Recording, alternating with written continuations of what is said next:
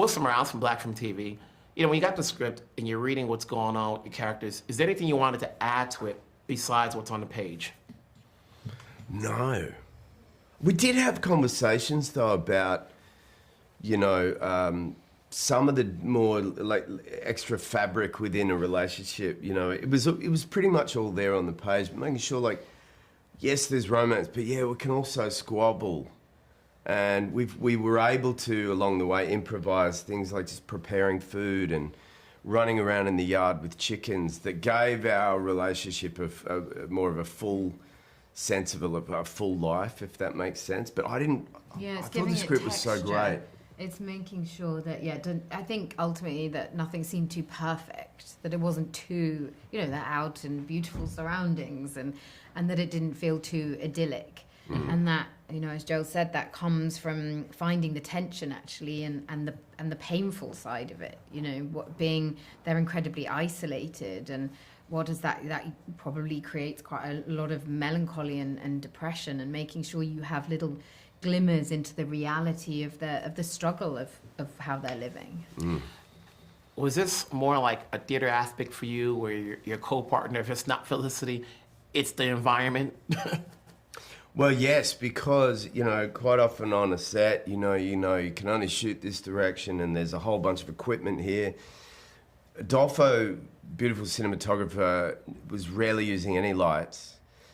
So we could often move in any which direction we wanted to, which did feel like we're on kind of an open set where anything was possible if we wanted it to be. So it did feel like we could play things out and extend moments. So it was wonderful like that. You know, when you're working with Clint, and you guys have worked on different projects, but is there anything you took away, whether it's performance-wise or his direction moving forward to whatever you do next?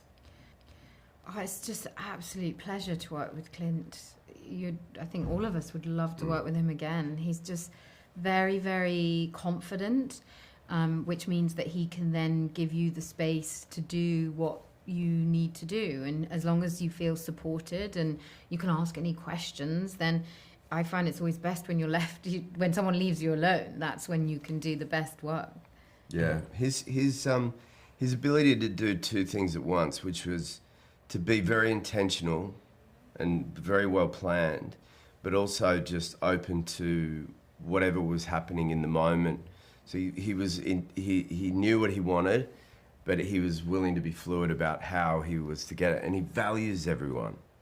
So you felt you felt like a collaborative component of the whole thing. He's kind of like a swan. I think the legs are going underneath, but on the surface, everything seems like it's all in hand. It's a good way of describing it. Quite serene. Cogs are turning fast, but you can't really see the effort. Yeah. Yes, yeah. How are you with dogs? Seems like the dogs had a good attraction to you. Was that work in progress, or did they just do it naturally? W.C. Fields was wrong. I think people should work with animals and children, and there's a way to do it, which is to just let them guide what's happening. And who doesn't love? I mean, I'm sure there's cat people who may disagree with me, but like, who doesn't love hanging out with a dog? Or a child, you know what I mean? And yeah, filming them is tough, but you've just got to let them. Well, they're so in the moment, aren't they? Yeah. They're the bosses. You know, when you're talking to friends or strangers, and you know, obviously either they know what you do or they don't, and you're trying to tell them, you know, there's this movie coming out. What's your sell? You know, in terms like the quick reaction, as opposed to trying to explain it all in terms why they should go to see it. Because there's a competition for attention, whether it's streamers or in theaters. Yeah, like what's the elevator pitch? Yeah, I think you're always constantly trying out different things. You know, what I'm trying to say is going to make you cry or anything like that. You just got to try to, you know, I'll tell you one thing I think, and I really would ask people to see the value in what I'm about to say, is that it's the dignified celebration of an ordinary life. You know, and I know that the word ordinary may have negative connotations, but aren't all of us in our own souls feeling like we're kind of just an ordinary member of the human race? And I think there's dignity and heroicism in that. Can you top that? I think it's about this, you know, the how do you make sense of your life? You know, it's asking some really, really big questions. What is the point of why we're here? And, you know, life is a struggle, and how do we make the best of it? How about he's a lumberjack and he will be okay? Yeah. That's the best way to say it. Congrats on the roles. Congrats on the film. I'm sure I'll talk to you down the road. Yeah. Take care. Thank you. Wilson Morales from Black Film TV. You know, when you took on these roles, what did you want to do to add to your character outside of what the script called for? Well, for me, this was enough. It was a fabulous script, one of the best I've read in a long time. I said yes instantly. My plate was full doing this. I loved the character, loved playing him, loved every second of it. I suppose kind of like a sort of a tomboyish quality to the way she carries herself a little bit that would then kind of make sense with the lines and describing her and stuff. So like not so elegant. Maybe that was that I wanted to bring that to it. I looked at you as being tomboyish, and I thought, and living in that tower, I thought it was really sexy. Hey, thanks. It was But really good. there's a red herring to your character. You know, when you come in onto the scene, for the audience, we're like, okay, he's gonna get out of this funk. Of course. Here's Kerry, you know, whatever she does, he still looks good, as opposed to some old. know about that. You know, like, okay, but it doesn't go where you want it to go. You know, it still keeps on pace in dealing with Joel's character and what he's going through.